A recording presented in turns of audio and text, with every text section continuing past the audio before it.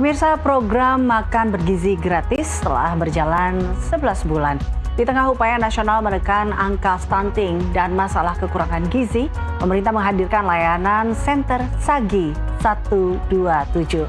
Sentra Aduan Gizi Indonesia sebagai sistem peringatan dini sekaligus respon cepat terhadap persoalan gizi di masyarakat. Melalui layanan ini, masyarakat kini tidak lagi pasif, tetapi bisa langsung melaporkan kondisi anak, ibu hamil, maupun keluarga yang berisiko mengalami gangguan gizi untuk segera ditangani oleh tenaga dan institusi terkait. Lalu aduan seperti apa yang bisa dilaporkan dan bagaimana alur tindak lanjutnya hingga benar-benar sampai ke masyarakat. Asta Cita, hari ini kita akan membahasnya bersama dengan Prof. Ike Tanziha, ahli gizi IPB sekaligus Dewan Pakar Bidang Gizi Badan Gizi Nasional. Terima kasih Prof. Ike telah bergabung bersama kami dalam Asta Cita. Terima kasih Mbak Eri. Prof, ini kan kalau kita lihat sudah berjalan 11 bulan. Tapi kita juga lihat ada banyak sekali terkait dengan masalah gizi ini. Nah sekarang muncullah call center SAGI 127 bagi masyarakat. Sebenarnya apa urgensi adanya call center ini, Prof? Tentu saja kita kan mohon maaf. Tentu saja kita akan mengharapkan bahwa semua masyarakat itu berperan. Berperan apakah itu pada pendampingan, juga pada monitoring dan juga pengawasan. Nah, karena apa? Karena SPPG ini makanan bergizi gratis adalah program pemerintah, tetapi ini adalah program untuk kesejahteraan anak terutama ya, dan 3B ibu hamil. Nah, oleh karena itu peran masyarakat dalam hal ini membantu dalam menyelesaikan masalah-masalah yang di lapangan atau memberikan info terhadap masalah-masalah yang di lapangan kepada kami, itu akan membantu untuk memperbaiki pengelolaan SPPG ini dengan lebih baik. Oke, tapi kalau dilihat tadi kan ada aduan-aduan, ini untuk anak, ibu hamil, bahkan juga keluarga. Tapi layanan atau aduan seperti apa saja sih yang sebenarnya bisa dilaporkan? Dan ini siapa yang menjadi sasaran utama layanan ini kalau tadi dilihat dari kategori-kategorinya? Betul. Jadi SAGI ini dibagi atas tiga komponen masyarakat yang bisa mengadu. Yang pertama itu adalah dari segi internal. Jadi internal itu seperti SPPG, mungkin juga SPPG ada permasalahan-permasalahan, dia bisa mengadu juga ke BGN. Kemudian dari masyarakat sendiri, masyarakat misalnya melihat ada ketidaksesuaian ya dengan apa yang seharusnya, itu juga bisa mengadukan hal itu ya di dalam perjalanan MBG misalnya ya, ada ketidaksesuaian menu misalnya begitu ya, ketidaksesuaian keragaman pangannya, ketidaksesuaian pendistribusiannya. Nah, itu bisa mengadukan. Dan satu lagi bisa mitra. Jadi mitra itu adalah tadi mitra BGN dalam hal ini yang membangun dapur-dapur. Apabila terjadi permasalahan atau mendapatkan kesulitan-kesulitan dalam pengelolaan SPPG, nah itu juga bisa mengadu ke BGN. Oke, nah alur aduannya nih, jadi kan orang sudah tahu, kategorinya ada 3, kemudian ada hal-hal apa saja yang bisa diadukan tadi yang sudah dijelaskan oleh Prof. Tapi kemudian gimana alurnya? Apakah memang mereka harus mendapatkan bukti terlebih dahulu, ada fotonya atau seperti apa? Ini gimana akhirnya alur pengaduan setelah masyarakat nantinya mau menghubungi dan setelah menghubungi SAGI 127 ini? Betul. Jadi kalau masyarakat ingin mengadu hanya tekan 127 nanti diterima oleh kami karena itu kan 24 jam ya. Jadi 24 jam. Ya, 24 jam. Kami menyiapkan 127 relawan di situ ya, tetapi bergantian begitu ya untuk menerima aduan selama 24 jam. Jadi siapapun itu, apakah dari internal ya, ataukah dari masyarakat, ataukah dari mitra, apabila ada sesuatu yang ingin ditanyakan juga boleh, apabila ada keluhan juga boleh, gitu kan ya. Apabila juga ada permintaan juga boleh. Nanti kita kelompokkan ke dalam kelompok-kelompok mana saja, dan tentu saja setelah kita terima, kita nanti akan analisis. Ini kira-kira kemana nih harus ditindaklanjutinya? Apakah nanti ke SPPG-nya, begitu kan ya? Ataukah nanti ke deputi mana, kan itu ada 4 kedeputian. Jadi nanti deputi mana nih yang bisa menjawab. Nah, nanti kita salurkan ke masing-masing deputian atau ke direktur atau ke SPPG ya. Nah itu tergantung kepada permasalahan yang kita terima keluhan-keluhannya. Oke. Gitu. Sejauh ini Sagi 127 ini sudah bisa di seluruh Indonesia atau daerah-daerah Iya betul, saja? sudah bisa. Jadi misalnya kalau masyarakat ada yang mengeluh nih, oh ini MBG-nya tidak sesuai nih dengan yang seharusnya misalnya gitu. Nah kemudian sebelum kita menjawab dengan betul, oh ya kami terima dulu. Nah kemudian kami meminta, kita tanya ke masyarakat tersebut, di mana lokasinya gitu ya. Oh misalnya di lokasinya di daerah A.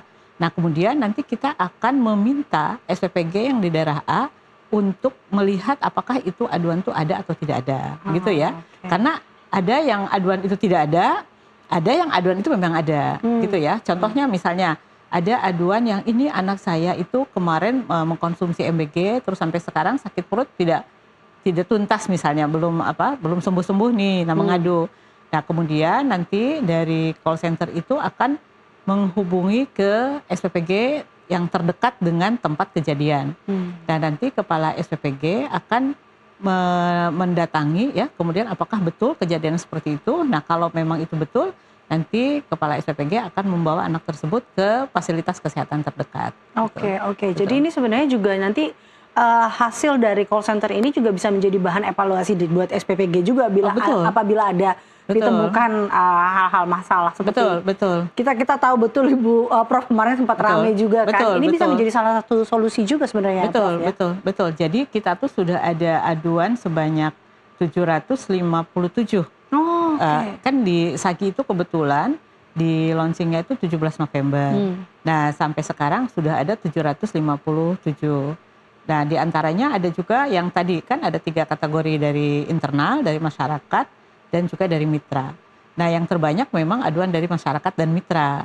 Tapi ada juga aduan misalnya dari SPPG ya, dalam hal ini mungkin mereka kebingungan dalam harus bagaimana nih pengelolaan keuangan dan sebagainya. Nah itu ada juga ya. Artinya bahwa tadi baru dibentuk pada 17 November, kemudian sekarang sudah masuk ada 700-an lebih. 750 lebih. 750, artinya bahwa respon yang didapat ini cukup baik berarti dengan adanya Sagi 127 ini ya, Prof? Artinya di sini masyarakat itu mempunyai perhatian yang sangat bagus begitu kan kepada MBG. Dan itu tentu saja kami senang gitu. Artinya di sini kan kalau tidak ada aduan itu, kita harapkan memang itu tidak ada masalah. Gitu ya.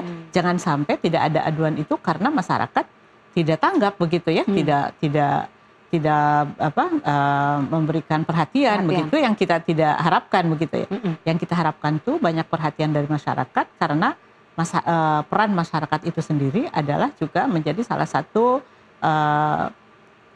pendorong ya untuk terjadinya perbaikan-perbaikan di SPPG. Ya, ini jadi semua berperan aktif ya. Betul. Untuk mensukseskan tadi MBG ini agar memang sesuai dengan apa yang diharapkan tentunya. Betul. Nah, tapi kan ini tadi responnya sudah positif, sudah diterima dengan baik, tapi juga pasti ada tantangannya ya Bu ya. Tantangannya ini kalau mau bagus memang harus melewati tantangan ini. Betul. Apa sebenarnya sejauh ini Bu tantangan terbesar dan juga bagaimana akhirnya menjawab tantangan itu, mungkin juga sebagai langkah penguat lah untuk layanan ini ke depannya itu seperti apa Bu?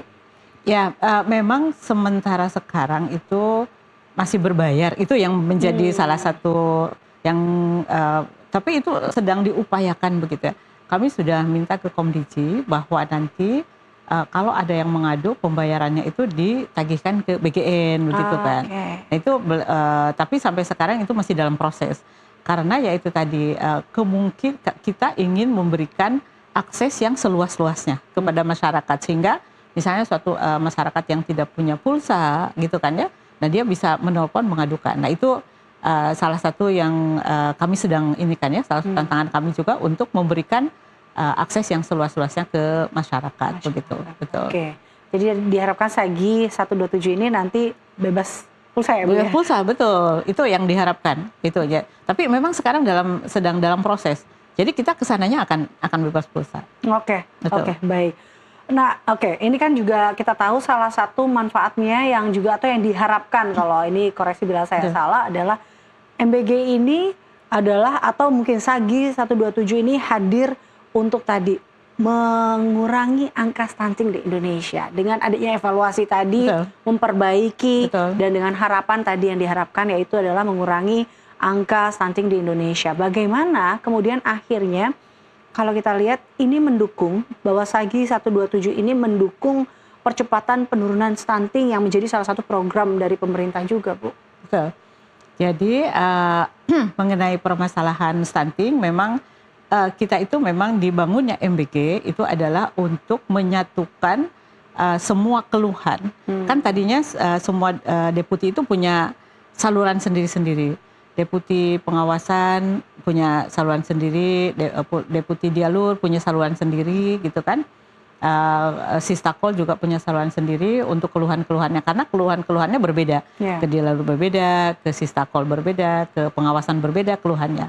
Nah sekarang BGN itu menginginkan satu pintu saja, itu keluhan itu. Jadi ke SAGI nih keluhan tersebut. Sehingga nanti keluhan itu baru dianalisis oleh penerima. Ini kemana nih bagusnya? Apakah nanti kita salurkan ke dialur? Apakah nanti ke bagian pengawasan?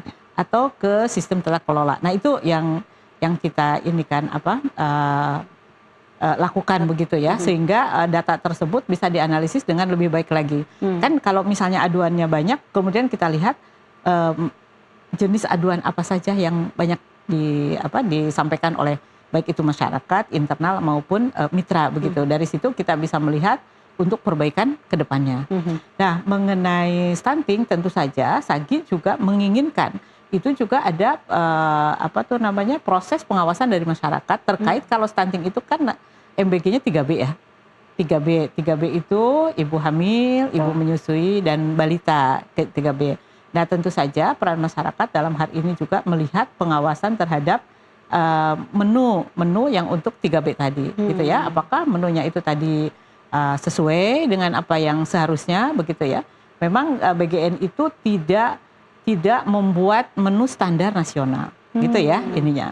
Karena apa? Karena BGN itu sebenarnya yang membuat adalah bukan menunya, standar gizinya. Standar gizi yang harus dipenuhi untuk ibu hamil, ibu balita, ibu dari balita ya, dan ibu menyusui dan juga untuk peserta didik. Itu standar gizinya, standar gizi yang harus dipenuhi. Contohnya misalnya kalau untuk sarapan itu 30-35%